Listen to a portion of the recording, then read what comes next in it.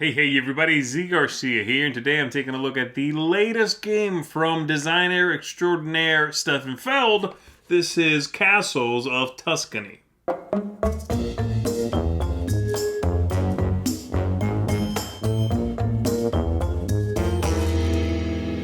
So in this one we are going to be in the Renaissance in Italy, and we are building up our regions. We are trying to prosper by doing Stefan Feld stuff, right?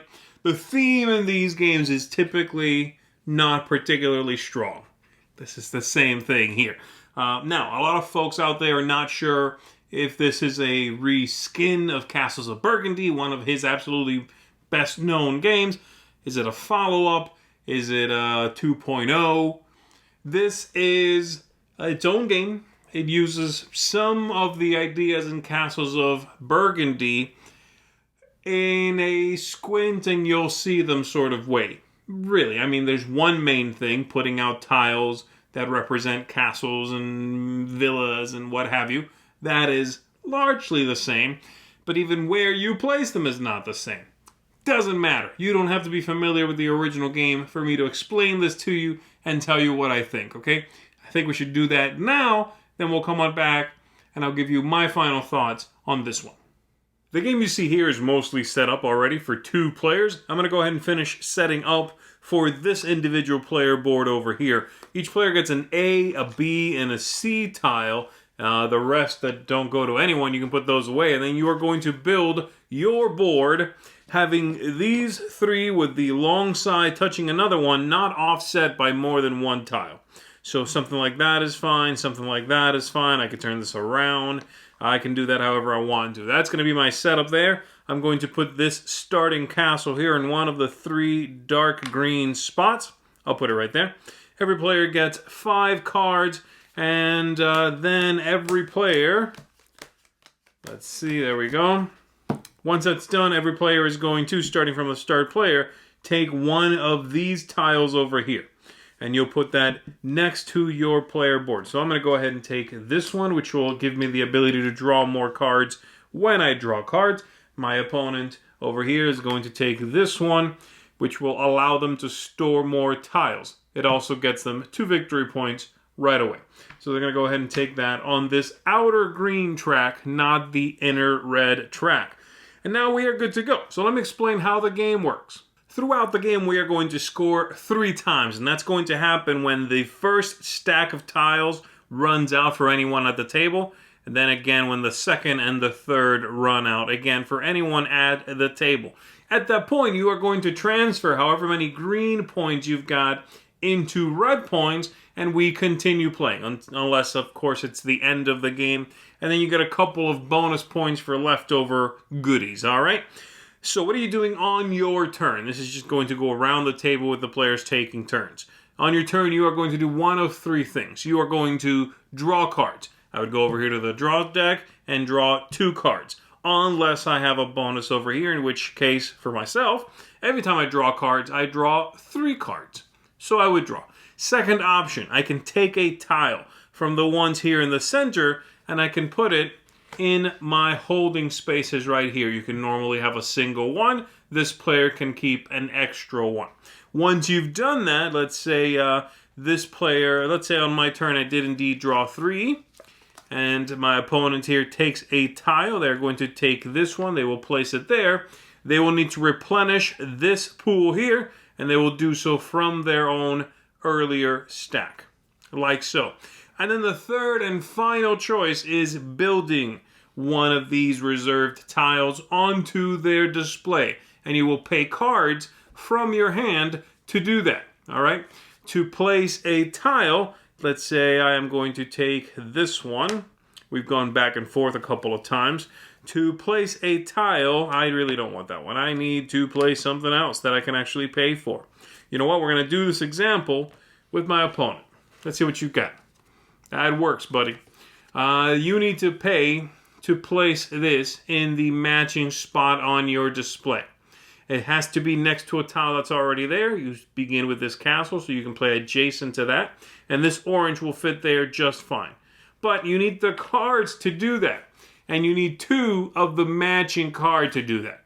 My friend here has a single orange card. They need 2. Thankfully, you can pay for the missing card or cards with 2 matching cards. So this would be a legal payment for them. They are indeed going to do that. They discard those. They take this tile, place it there. And then you're going to score a couple of things. If you have completed an area, this orange tile is by itself, but say this area here is composed of 2 of those, right? Sometimes you'll get an area composed of 3 different tiles. Once you do that, you are going to score some bonus points right away. If it's a single spaced area, 1 point, 2 would be 3 points, 3 spaces would be 6 points. You get that on the green track out here. And then you are going to activate the tile itself. Every tile does something different as indicated here. We're going to go down the list in just a little bit. And then you are done. So again, to reiterate, you draw cards, or you take a tile and replenish it, or you build one out here adjacent to something already built, paying with the cards. That's basically it. That's the flow of the game. We keep going around the table doing that. When a stack runs out, we score, transferring these points to the inside track. But we do not reset the outside. We keep it there, meaning points scored in the first round are more important than points scored in the second round. And also more important, those are more important than the ones scored in the third round, right? So 8 points in the first round becomes that you get those 8 points 3 times throughout the game. Yeah, makes sense? So that's what's going on there. Couple of other things that I want to point out before I break all this down, which is really the meat of the game. You've got these tiles over here, and they are going to award you some bonus points if you are the first player to cover all of the matching locations in your lands over here. So, for example, this first one, the best one, gets you 4 bonus points. If I was on my board to cover that space, and that one, and that one, and that one, and that one. As soon as I do that, if I do them all, I do it before anyone else, I get 4 points. And then I flip this over, and the second person to do it is going to get 2 points. And that's it. All right? They all have a lower secondary side that is going to net the second player to do it fewer points, but some points nonetheless. So there is that. Everything else here has to do with all of this. So let's talk about it. At the very top, you've got the castle. You begin with 1, you'll have 2 more when you activate that, meaning when you build it, okay? You are going to take any one of these, deploy it for free, and do its ability. The red ones, when you build them, you are going to go up here and take one of these tiles. They tie to this. I'll explain what they all do in a sec. The blue one is going to let you take one of these tiles. They're a little wooden hex. You'll put that over here in one of these locations. You can build that whenever you want to later on. It takes up your normal turn, but it is wild, meaning it goes on top of whatever you want. You will pay for that as though it was the color of what it's representing. Okay? A couple of yellow cards for that. So that's them. Right here, we've got these pastures. You are going to get 1 point per type of thing that shows up on them. As long as you don't have that thing as part of that group already. And you've got little animals, you've got grain, and you've got, I believe, olives, and some other fruit. I'm not sure what they are, but 4 different things, okay? And as long as it's a new thing to that group, you get a point. So at most, an area will get you 4 points. Got it? This one, when you build that, you're going to get stone. This one, when you build the yellow one, you draw 3 cards. When you build the orange ones, you're going to get a worker, or maybe more. We'll come back to that.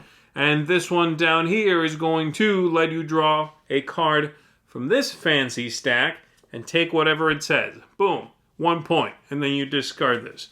Boom, the same thing.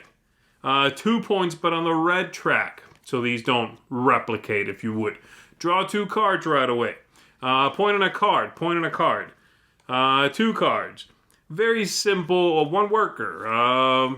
Very simple, 1 stone. Little bonuses that you'll take as you complete those kinds of locations. Now, while I pick this up here, let me explain what these things do. You've already understood a couple of them. This one, for example, when you go to draw cards, if you have more of these tiles, you draw more cards. One more. This one lets you store more tiles. Each one of these is also worth 2 points.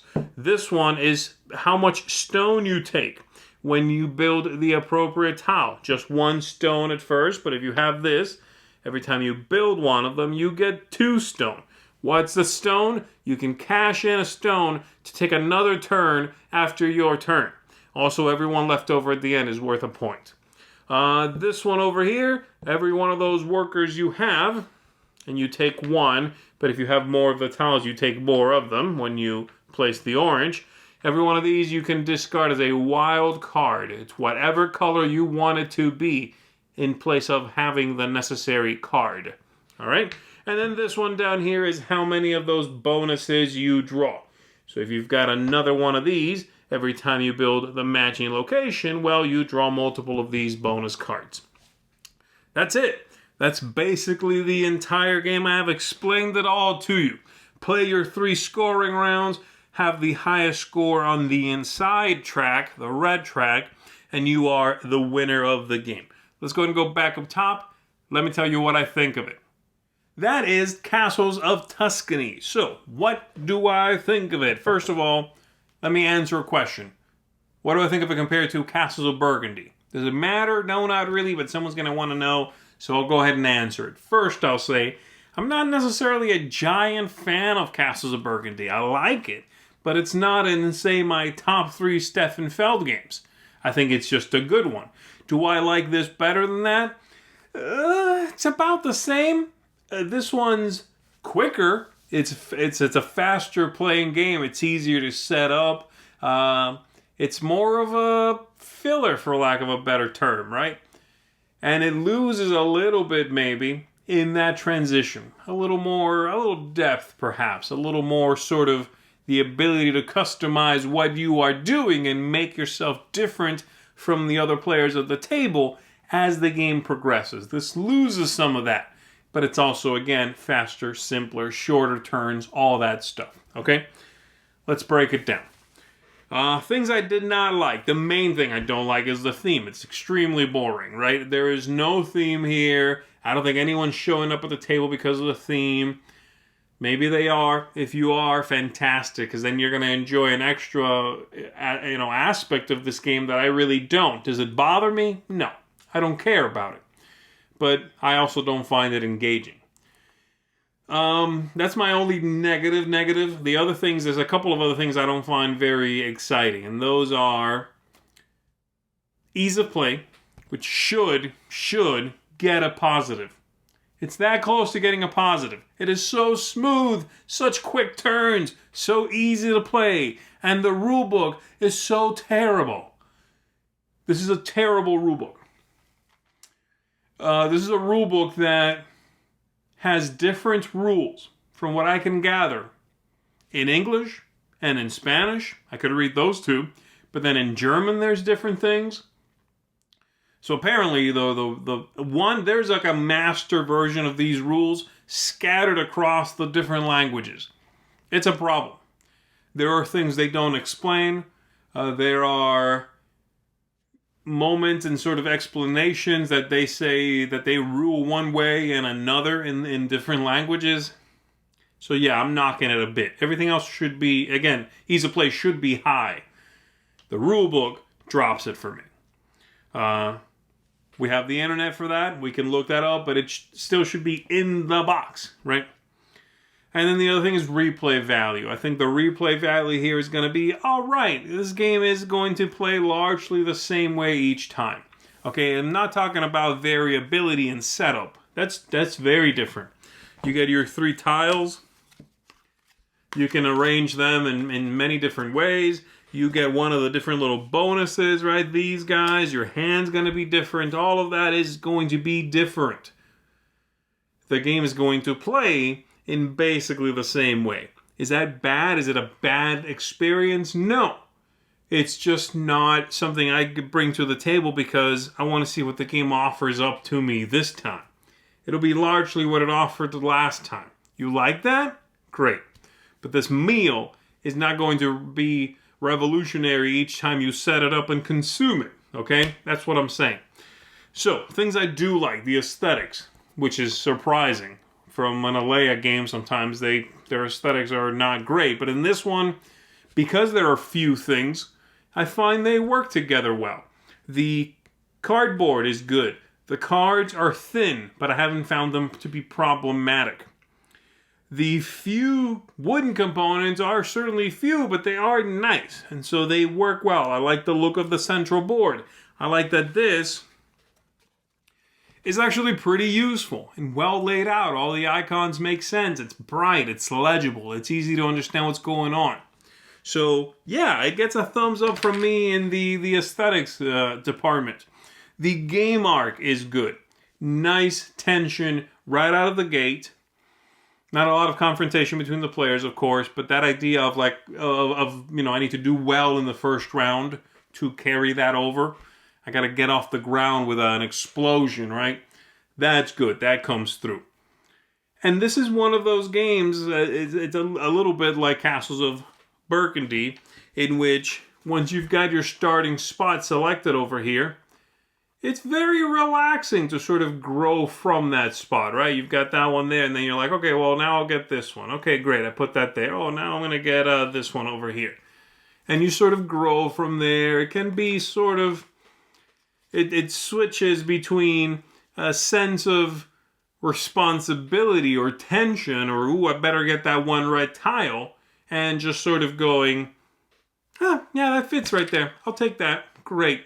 And your turns are so smooth and quick that it feels enjoyable, dare I say, relaxing to play this game if you've played it a good amount, okay?